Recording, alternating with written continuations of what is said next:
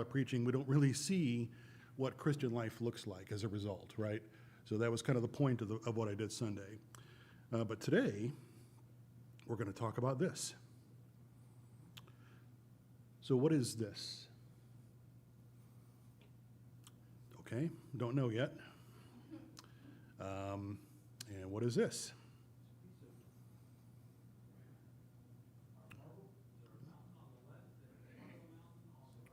Yeah, it's a mountain, it's a block of marble. Well, what's this?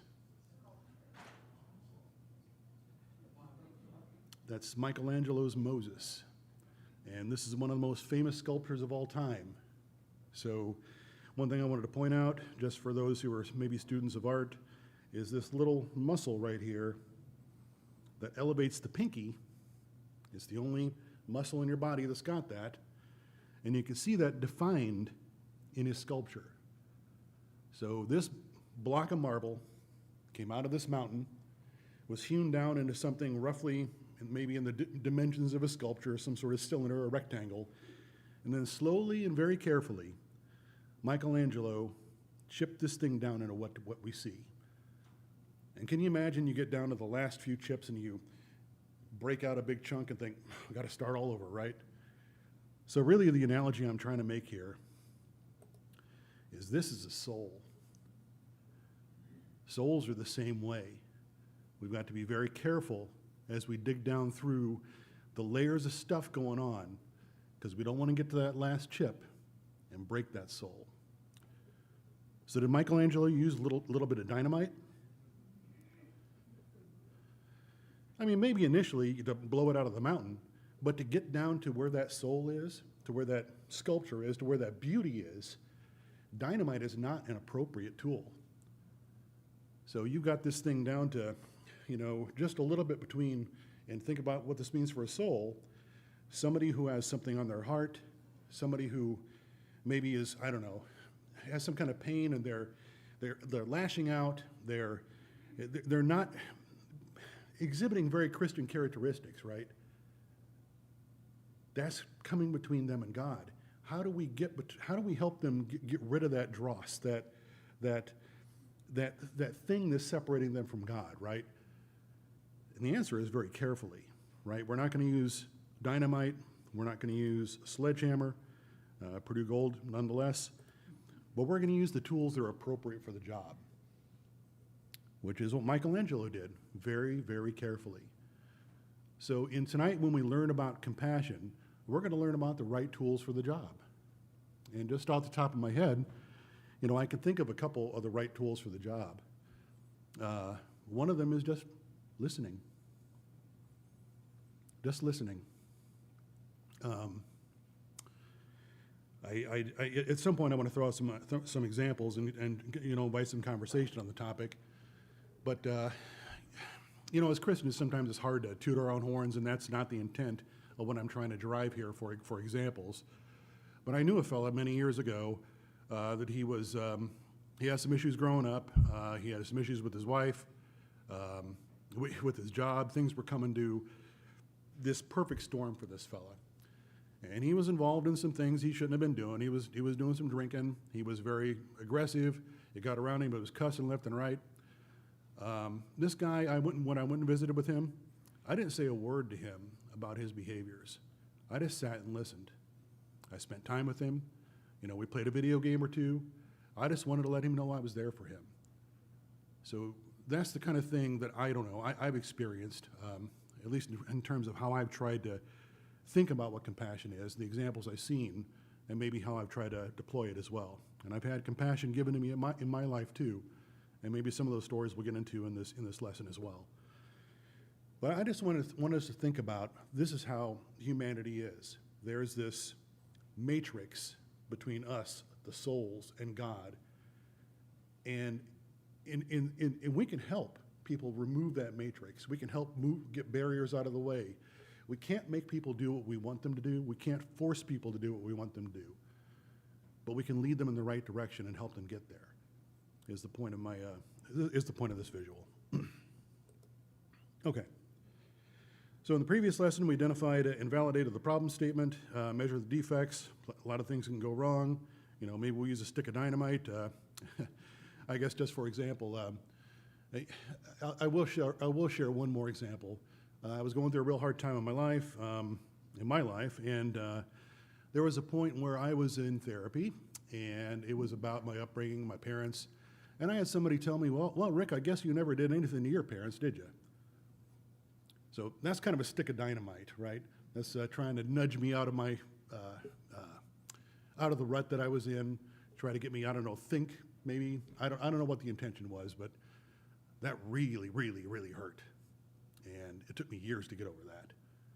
So, in my opinion, when you're an infant, you can't do anything to upset your parents. It's not possible. So, anyway, that's just an example of the defects, the things that could be wrong with compassion.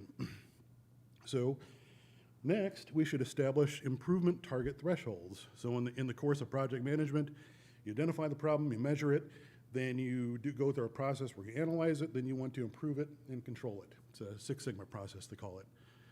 So how many people, somewhat rhetorically, leaving the church should do so as a function of lack of compassion?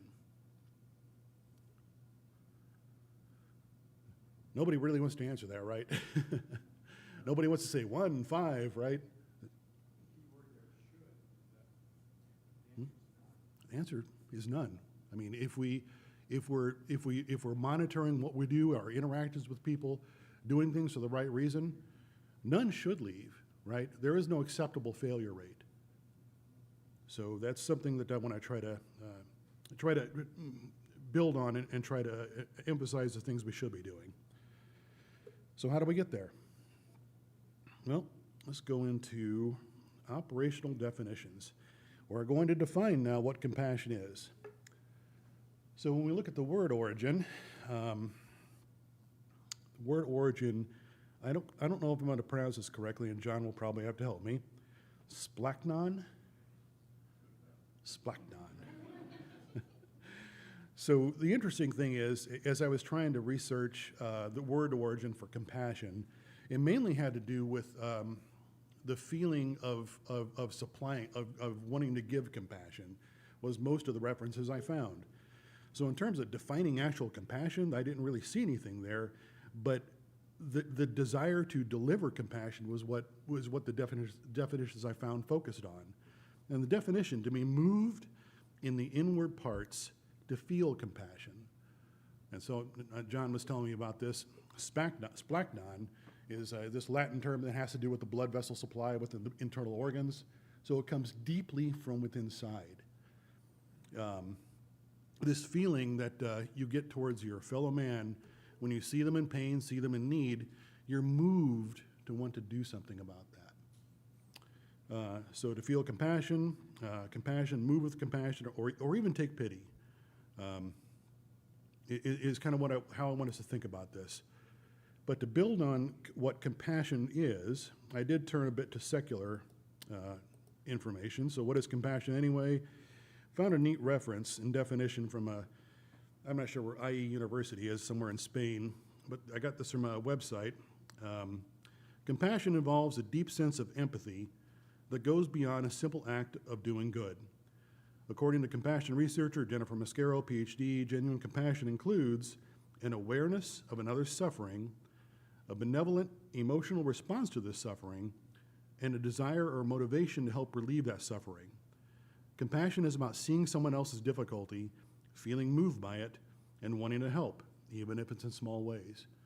I think that's pretty well in alignment with what we just read about that Greek word.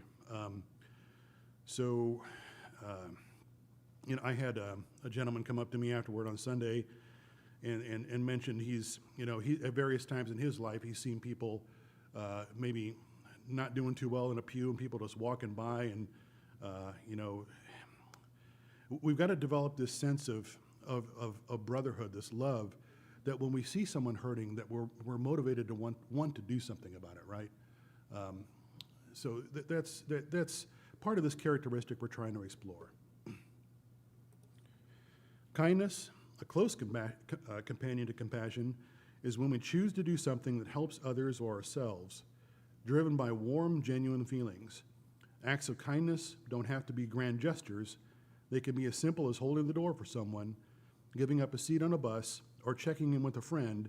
Small acts like these, done with compassion, can produce powerful ripples of positivity. Hope you don't mind, Mike Laughlin. I'd like to mention something. I remember when I was staying at your house years ago, I saw you helping your mother to the table for dining, for eating that night. I think she was pretty well blind at that point, but you were guiding her by the hand, and that's held with me all these years, Mike. I was very moved and impressed by what I saw there. That was compassion. I just wanted to, not trying to embarrass you, Mike, but just want to share what I've seen, you know. All right, so moving on here a little bit. There is kind of a, you know, I have this weird thought process that maybe there really is no altruism in the world. I don't know, but let me explain what I'm saying there. The human brain, examining the neuroscience of compassion, the human brain is remarkably responsive to acts of compassion, lighting up in areas associated with pleasure, empathy, and reward. When we experience or show kindness, the brain releases serotonin and dopamine, neurotransmitters that uplift mood and create a sense of calm. These neurochemical responses counteract stress hormones like cortisol, which is often elevated during tense or anxious moments. So there is this neurophysical response when we intentionally are helping someone. We see the effect. Things are becoming calmer. It's like a natural high in a way.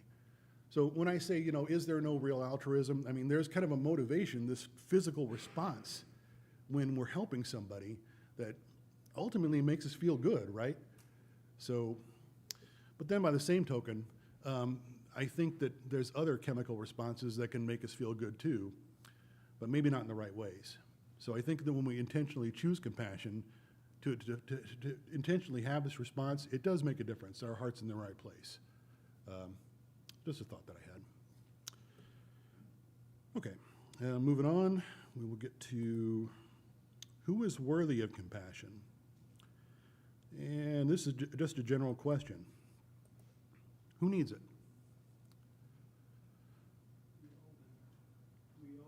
Okay, we all do, yeah. I think that's the overarching response. You know, we're all that beautiful sculpture within that block of granite, and how do we get down to that? How do we get down to that soul? How do we help reveal that soul to God? In every way, every one of us needs compassion.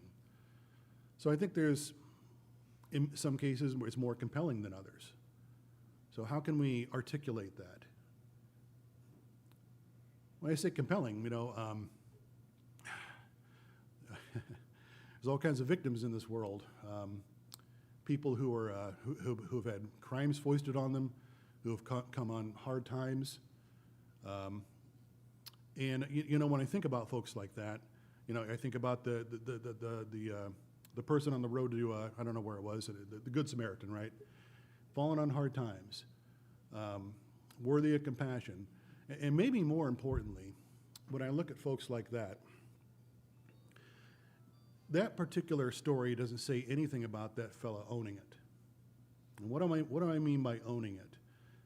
So when you experience trauma in your life, it's something that sticks with you for a long time. Forgiveness is a hard thing. Letting go of anger is a hard thing. And while you got this stuff festering in you, I can assure you that's a situation where you haven't owned it yet. It owns you. So in those cases, when somebody hasn't owned it and they're experiencing the bad outcomes of trauma or whatever happens, I would say those people are particularly worthy of compassion. And they need to be helped to that point where they can own it. So I'm going to get a little third left field here. But for anybody who's ever seen the movie Forrest Gump, do you remember when Lieutenant Dan, when he was on that boat with Forrest Gump, he got his legs blown off in Vietnam. He was mad. He was irritated at the world, trying to kill himself a couple times. Well, he had his come to God moment, didn't he? And from that point forward, after that storm in that boat, he made peace with it. And that's what I'm talking about. It's when we make peace and make peace with our God and don't let that thing own us anymore, I think is when we transitioned, right? So who needs it? Everybody. folks who have experienced trauma that doesn't own it yet. Who else? Who else can we think of? Scott? Well, our enemies need it. I've observed that sometimes people are like trying to kiss a porcupine. I don't know where to kiss it. Yep. So sometimes people that aren't very easy to love need it. We just have to figure out how to administer it. Yeah, one of my last bullet points is about when is it difficult to show compassion, and sometimes it can be, because folks who have had some kind of trauma, a couple things I'll tell you about them is they will build a wall to protect themselves, and they will fortify that wall and do anything they can to keep others out.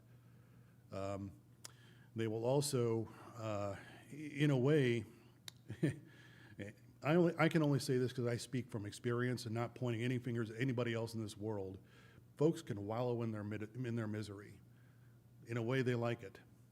It's their safe place to be, and nobody's going to mess with them. So yeah, it can be really hard sometimes to show compassion to those people.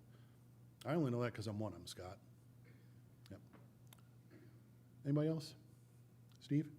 What you're describing is when we're trying to show compassion, we have to be willing to get into the messy, whatever they're dealing with. No assumptions, not that I've got any answers, but I'm just trying to learn what has been done to you. And then showing some positivity, some support in that, in a direction toward God at some point. And that may take a while because some of us can get pretty mad at God because of what's happened to us as well. Yeah. Yep. All right. Click through a couple things here. Yeah, Judy. I guess I think who we should show compassion to would be people that can't do or unable to do stuff for themselves. And that God showed compassion to us and he sent his son. And in Titus 3:4 it says that after the kindness and love of our God our Savior toward man appeared, basically by showing us mercy, washing. He did for us what we couldn't do for ourselves. And it says he was kind. And I think kind is just, I open a door for somebody, that's kind. This is doing something for somebody else that they are unable, whatever reason, can't do for themselves. And we were unable to save ourselves, so God showed us that kindness and compassion. Yeah, so helping someone who can't help themselves. Yep. Yep. Did I see another hand? Yes, ma'am. When you build that, when the person builds that wall and you're facing it, don't build your own wall to protect yourself. Remember the resources that you have in your church and in the Lord. You're not standing alone with this challenge. And many, many resources. It comes to mind when Natalie had a bully on the bus. And her dad actually went to the guy's house to talk to them. But I said, remember, all the family, your church, God is all right behind you when you're facing that person. They're right there with you. We're always right there. So you can just reach out to anybody here. I know I can go to many people here. But you want to help the person, but sometimes you just don't know how. And just be steadfast. Yes, sir. I've had too many things floating in my head, and I think I can bring some of them out with clarity. We'll see. We need to give compassion to the people who have such the trauma that they may even not be nice to me at all. And yet, at the same time, I have to have compassion to myself, and boundaries have to happen to myself. Can I put up boundaries? This is a rhetorical question. Go with which one? Can I put up boundaries and still be compassionate? I think I can.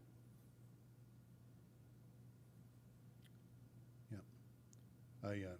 Steve and I kind of talked about that at one point. I think you're right that boundaries are an important part of relationships. Yep. Yes, sir. I wanted to jump back to your altruism point for a second. I don't know if there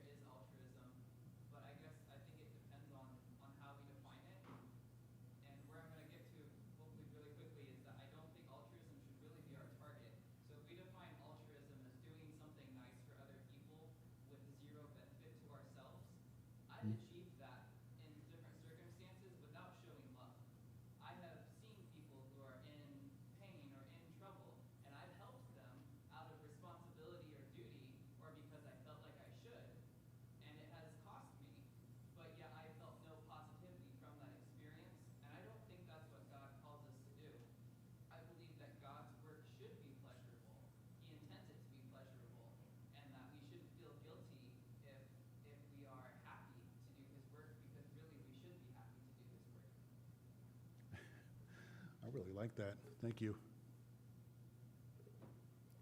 Yeah, Elliot.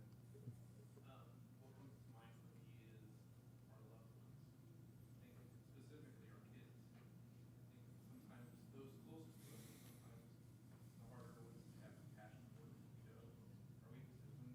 When I have a kid that's losing their emotions and it's the 10th time it's happened that day, having compassion in that moment is very difficult. But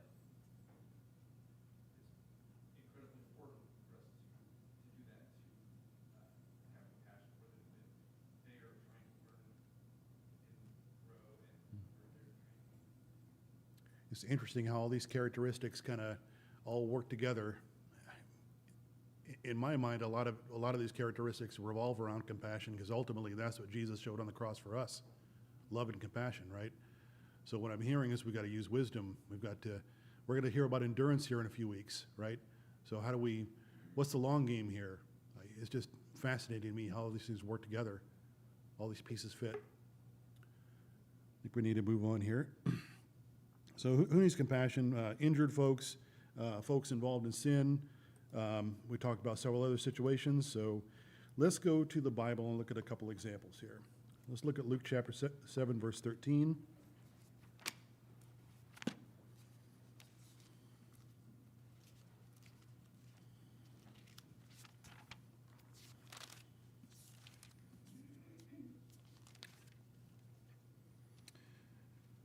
And we will go here, and actually Luke 7:11 is where it starts. Now it happened the day after that he went into the city called Nain, and many of his disciples went with him in a large crowd.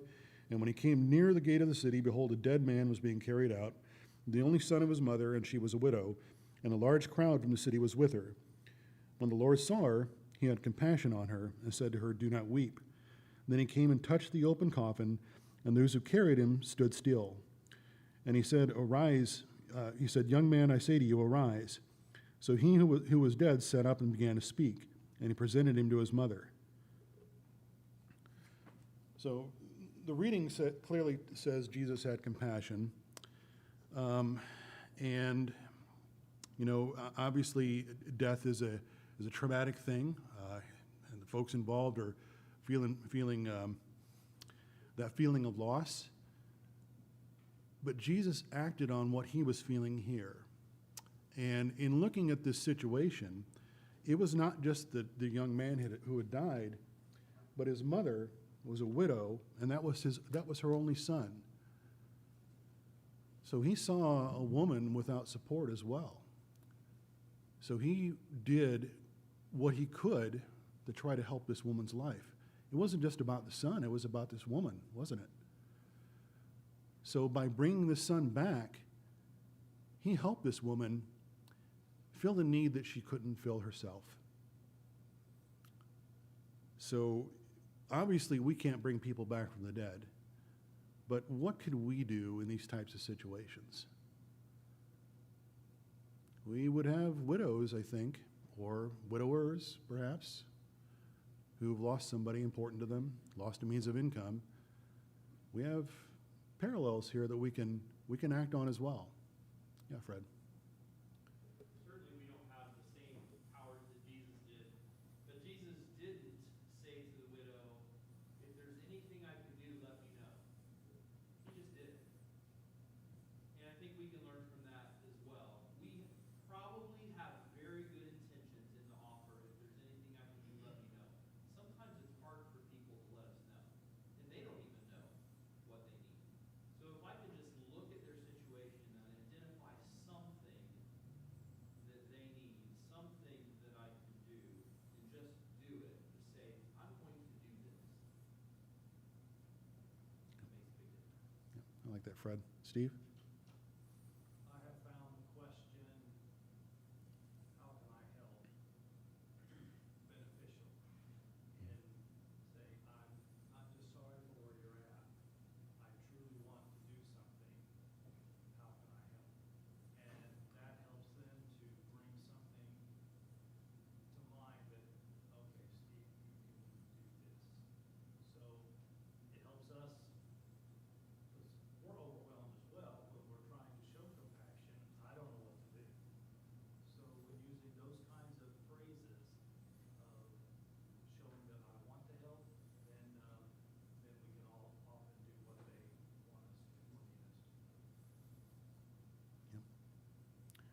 So this takes some training, some maturity, wisdom, all that stuff we talked about, right? I can't say I'm an expert on giving compassion. I've had enough issues in my life that it's been a bit difficult for me to reach out with others, but I've done where I can, right? But like you're saying, Steve, I think that if we make an intentional effort to try to figure out what folks need, that's a starting point. That's a really good starting point. Yeah, Scott. I'm just thinking about where it said Jesus had compassion on them, and I was looking at something that says Jesus had sympathy for the family, you know. Jesus got in line with their pain. They just lost their child. And I think what we can do if we're trying to have compassion on somebody is try to get in line and understand what they're experiencing, what they're feeling. And that's maybe a place to start, I don't know. And sometimes that's a hard thing to understand, but what Steve was talking about, getting into the weeds of what stuff that is causing their pain, you know. Anyway, I just think that that's where I need to work on is trying to get in line with people's minds to understand where they're coming from, what they're experiencing. So I wasn't going to get into this particular story until towards the end of class, but I'll go ahead and tell it. So in terms of when I've had compassion shown to me, you know, I've mentioned people with trauma are experts at building walls. I'm not, right? So there was a time, it was a couple years ago, I was in Kentucky, and my wife, we worshipped at the Benton Church. I was not attending as I should. My heart was in a much different place at the time. And there were folks that would kind of come around and, you know, say hello. They'd try to get to know me. I kind of knew what they were doing. You're trying to feel me out and figure out what my issues are. Well, I'm holding on to my issues real tight, right? Nobody's going to take these away from me. Then this one guy came by. He was a recently retired elder at the church there. And he just kind of looked at me and smiled a little bit and said, "Hey, Rick, can you let Kelly know that we got our walker over here in the medical room?" My head snapped over and looked at him because two things. He knew my name without asking. He knew what was going on in my family. And he didn't treat me like I had eels coming out of my ears. He treated me like a human being. Just those simple words, that delivery, the way he said it, meant a whole lot to me. And I told him that afterward, a few months later. And he said, "Well, what did I say?" And, you know, I told him, and he said, "Rick, my wife and I, we learned a long time ago that everybody's got something going on in their life, and it's not up to us to question it or judge it." So those just simple words spoken to me made a huge difference in my life, which helps bring me to where I am today. All right, so let's look at another passage. Jesus heals the leper, Mark 1:40.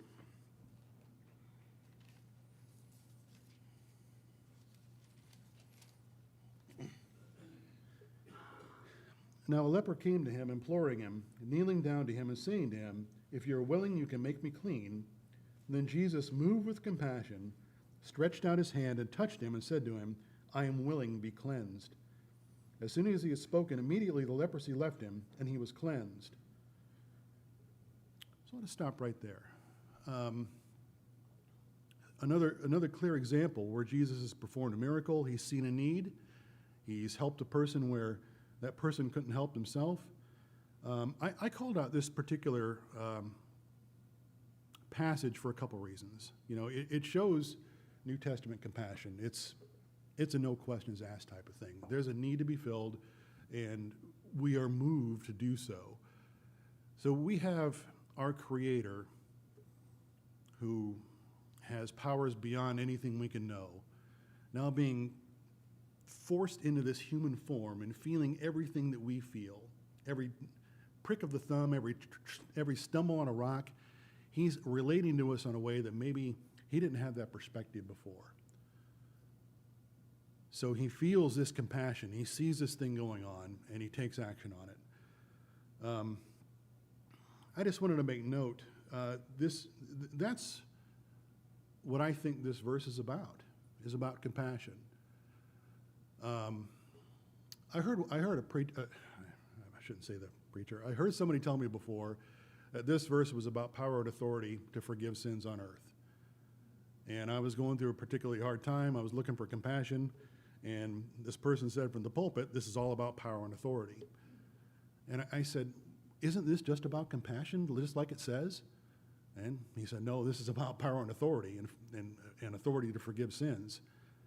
So I just want to make note of that I don't think all of Jesus' miracles were about power and authority. I think it was about straight up compassion. Yes, Jeff? It's a very personal interaction.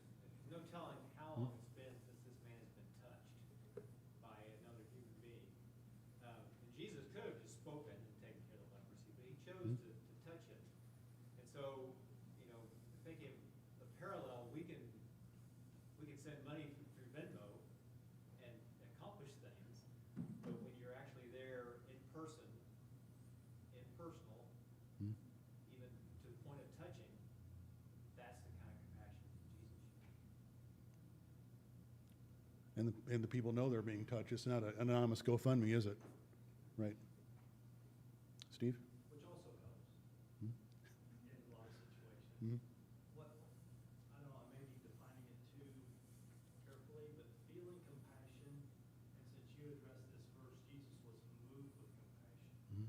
When I'm feeling it the way that Jesus does, then I'm going to do something.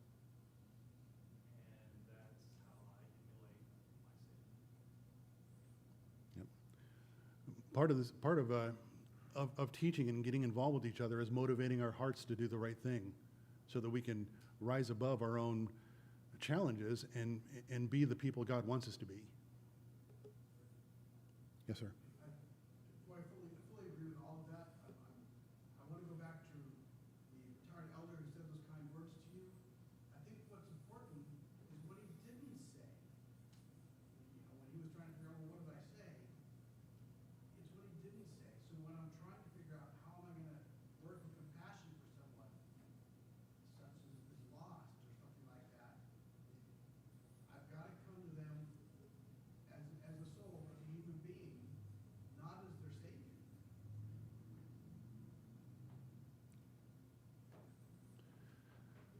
So how do I frame that up a little bit? I used the words lab rat at one point, right? So it's not about trying to figure people out and trying to find the missing link inside them. That people aren't math equations, right? It's about touching their heart and trying to motivate them to greater things, like you're trying to do. Each try to do with ourselves. Yep. All right. So for interest of time, we're going to move on. Another quick passage. Jesus wept. John 11:35.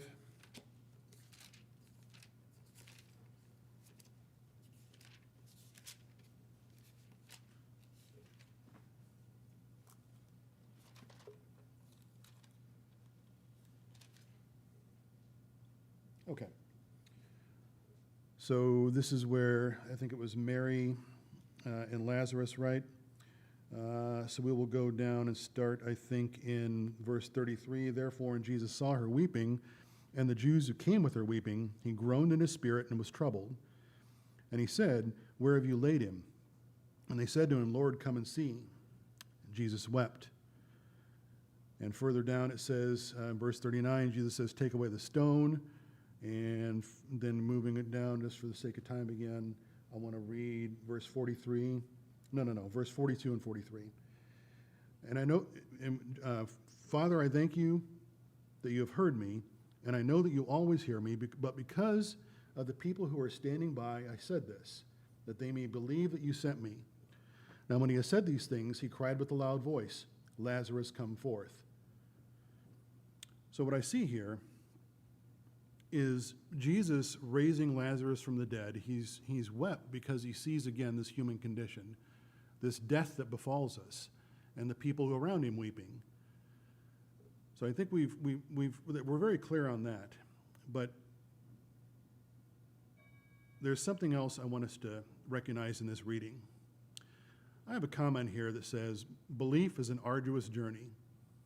from the dimmest of awakenings to fullness awareness of Creator. So from the first time in our life we realize that we're created beings, and we realize that we need to seek out our Creator as a response to that belief, it's a long journey. And so what Jesus sees here, he sees an opportunity to shortcut that path to belief. He's going to do something that when people see it, they believe immediately. They see what happens. So not only does Jesus see an opportunity to heal somebody, to improve their lot in life, he sees an opportunity to bring people closer to him and God. Because, again, because of the people who are standing by, I say this, that they may believe that you have sent me. So that long journey is short for these folks. So how do we do the same thing? How do we help shorten that journey for folks to help them see that God is our Creator? That's another form of compassion, I think. All right. So let's move on. I wanted to get into examples, maybe not so much the bad and the ugly, but the good. And when it's difficult to show compassion, but we're running out of time. And I also wanted to get us into this SIPOC thing, but probably won't be able to do that. So I don't know, what do we want to do right now in the last 5 minutes? Do we want to talk about, does anybody have an example, a good one maybe just to share? Yes, sir. One thing that I hear whenever I share, I'm visiting up in Austin, a lot of my employees that I work with are students, and I try to start a conversation, and one common thing over the years, not just recently, but there's no way I can be, I've done too much, I'm so far lost that it's just too far, and that is something that hurts, this just hurts me so much, because there's no such thing like that, a person to believe that, and then for them to themselves talk themselves into the situation that doesn't exist, that sometimes I want to shake them, but Okay, yep. So when it's difficult to show compassion, right? Yep. Yeah, yes, sir. Similar to you, people are intuitive and they know when they're being treated as someone else's project, and no one likes that feeling. But the thing that Job's friends did correctly, and there wasn't a whole lot that they did well, but they sat and were quiet and were just with that person, which you touched on. We're not given a duration of that. And sometimes the easiest and most helpful thing someone can do is when you're in a period of grief or struggle, contact you, but it's not a one-time thing. And then you check a box and then move on. Maybe next week, maybe a few months. You're on their mind, and that means a lot to them that they occupy space in your brain.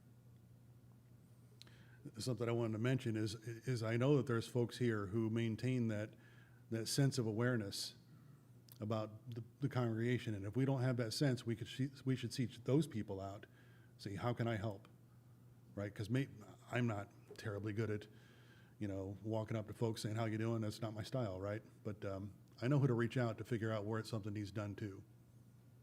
Scott? Sometimes it's hard to show compassion on people when you feel like they need to be woken up. They need to be, they're in a slumber, and they mentally need to be shaken.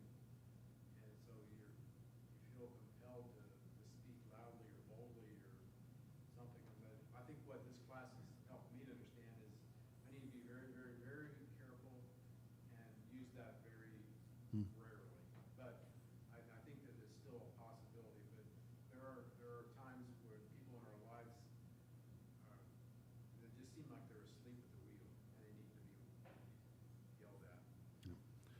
Well, it's the long game, and we got to watch for the cues, because they are there. And I think that, I don't know, the older and wiser we get, we start to recognize these things better. Anyway. Yes, ma'am. To what Scott said, I think we can still have love and compassion even when we need to wake someone up, because it's where our heart's at and our motivation in doing it. They may not feel it at the time, but if they do wake up, they're going to recognize that you were caring about them. Yep. The people that I've had the most struggle showing compassion to are the people that